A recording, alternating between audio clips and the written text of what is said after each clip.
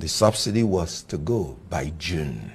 In politics, one day is enough to do the miracle or the damage. But what is the essence of you saying in your inaugural speech that you are going to inflict more pain on the people? He said he was going to lead.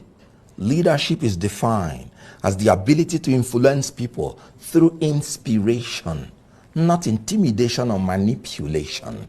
That was a demonstration of arrogance of power, not humility of purpose. Now, when you are a leader, what is your purpose? Is it to inflict more pains on the people? No. And you have to be humble about it, especially when the problem emanated from the incompetence and dishonesty of leaders, not from the complicity of the people. Now, let me start by saying, so that you do not misinterpret me as ever supporting anything about oil fuel subsidy. If there is anything that irritates me to my bones, is the issue of subsidy. I wouldn't have voted for anybody who said he was going to maintain oil subsidy. And I'm very serious about that. What is the wisdom in an oil producing country paying more than 7-point-something trillion to foreign countries to refine your oil and send it back to you? You paying their shipping line, you building their refineries abroad, when you have your 4 refineries already built. So you support his move then? No, listen to me. Right.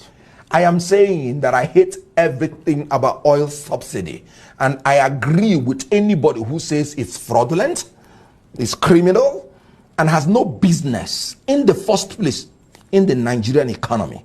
Like I said. Well, that's why he removed it. No. We should be as careful in coming out of oil subsidy as we were careless in going into it. We displayed recklessness and carelessness going into it in the first place. So when you are coming out, you wouldn't be as careless as you were going in.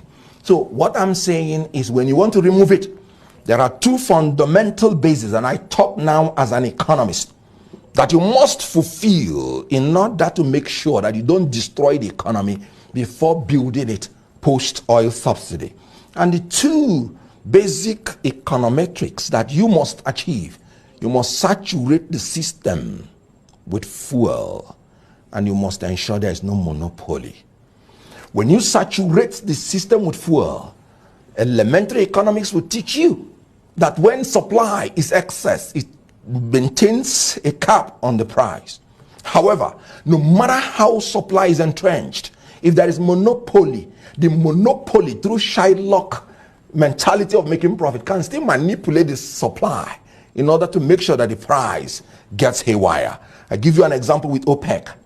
OPEC can throw its weight around. Even when the supply is there and they don't like the price, they simply cut the supply and the price will jack up. That is what is happening in Nigeria. You should factor it in. Some people have been feeding big on that general corrupt tendency of oil subsidy manipulation to fill in their pocket. So when you want to deal with such things, you have to be careful coming out. You don't need to pronounce it.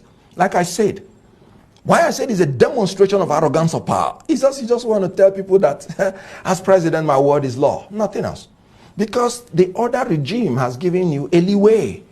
What he said is unlawful. He said oil subsidy is gone. No. What he said is not true. He said there was no appropriation for what he knew in the budget for oil subsidy. No, there was.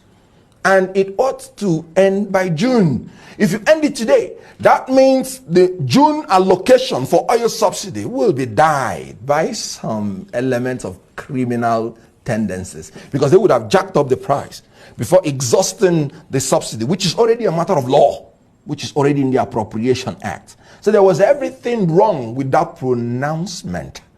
And it is anti-labor, it is anti-people, not because that I support oil subsidy, but because of the recklessness with which they are managing the exit of the oil subsidy. Right. Well, the